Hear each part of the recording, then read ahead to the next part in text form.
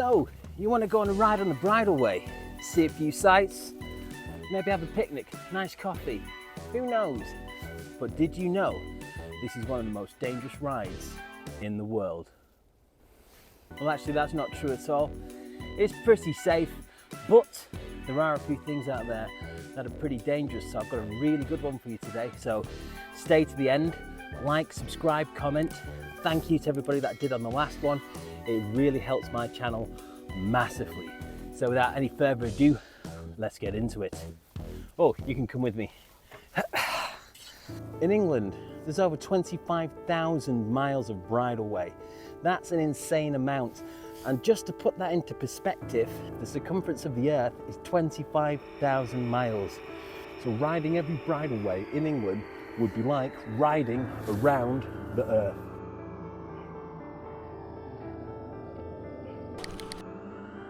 Bridleways are a lot of fun, and they're a place where you can really let rip. And sadly what I'm about to talk about now is true, and that's called booby traps. Yes, people set things such as stingers, which is a plank of wood with nails sticking out of it set to puncture your tyres. People have been even known to put stretchers of barbed wire with the intention to garrote you. So yeah, booby traps, very, very rare, but it's a real thing. What's wrong with the world, eh? When you're riding along, you're going to come across cool little places like this. So this is Higher Slack Farm. It used to be a farm building and now it's just a ruins, and it's just awesome to sit down, admire the view and just wander off the path. And that's when this danger comes in, and that danger is holes. Holes in the ground, yes. These places used to actually have huge cellars where they would keep the animals. So overnight they'd bring the animals in, keep them warm, they'd all stay in the cellar. Now, in some of these buildings, they're just open holes you can fall in. There's also mine shafts, cesspits, tanks, all kinds of things you can fall in. During the Cold War, England built nuclear bunkers all over the place so they could observe the fallout if there was ever a nuclear war. And those places just sit unused now, there's literal holes in the ground. So there's all sorts of hidden dangers just knocking around. But yeah, just watch where you're standing. I'm currently hunting for the animal that's the #1 killer of people in England, in the countryside. And it's proving strangely elusive today.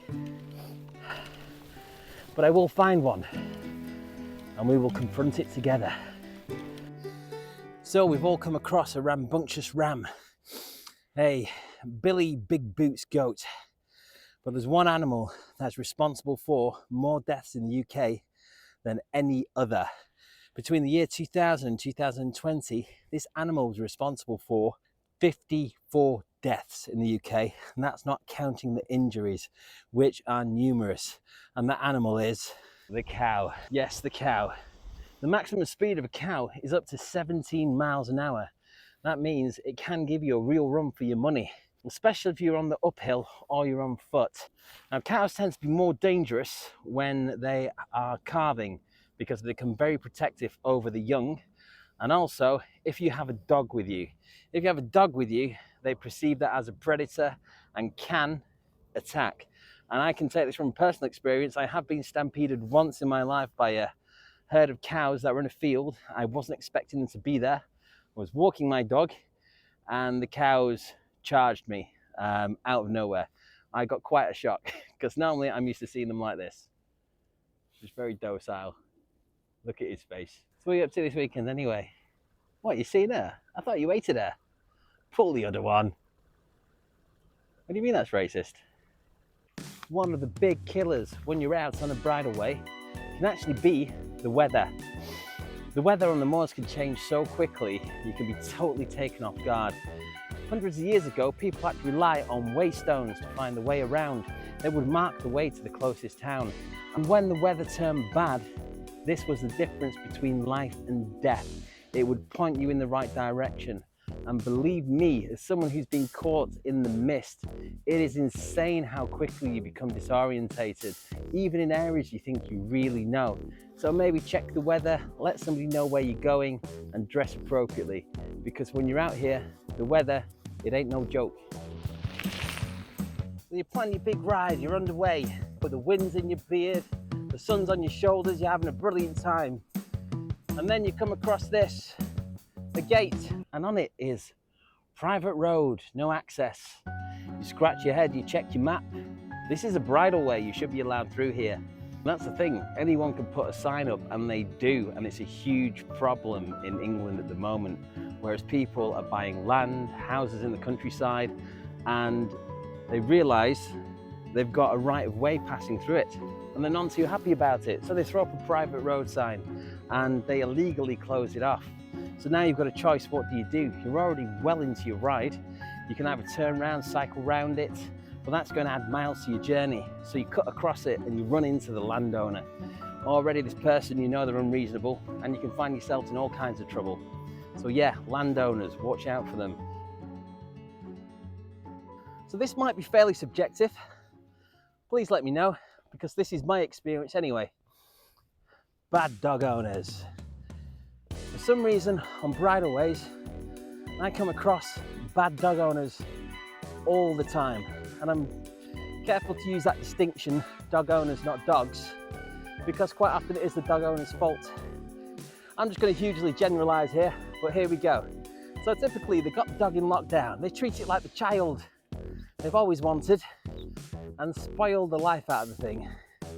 They then can no longer bring it to the local parks or walks because the dog just keeps attacking everything and everyone. So they bring it out onto the bridleway and then they just let it off the lead and it runs free, attacking cattle, livestock and cyclists.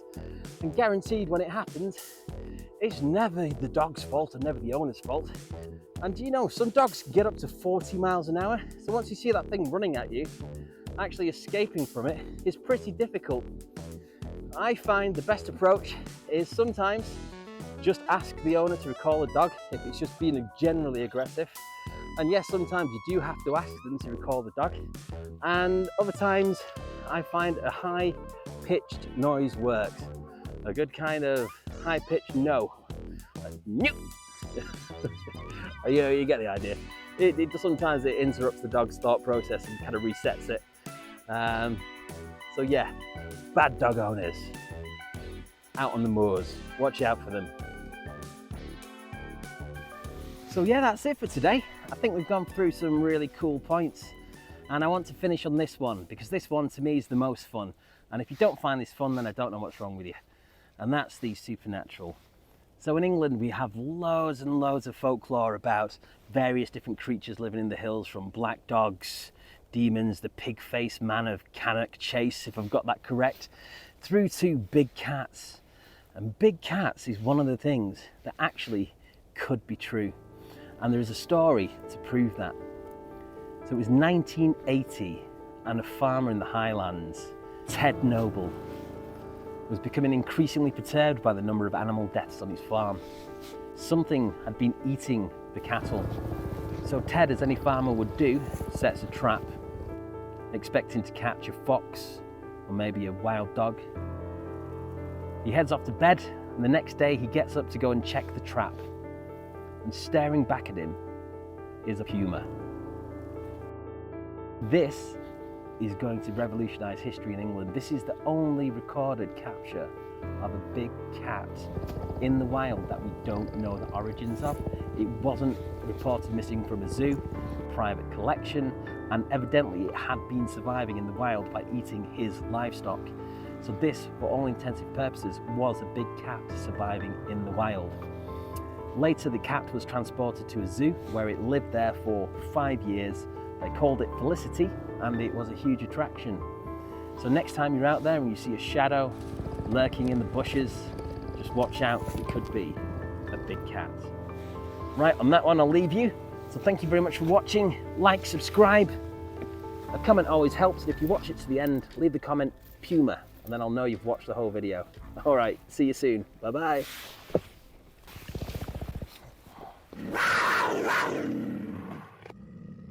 Wow.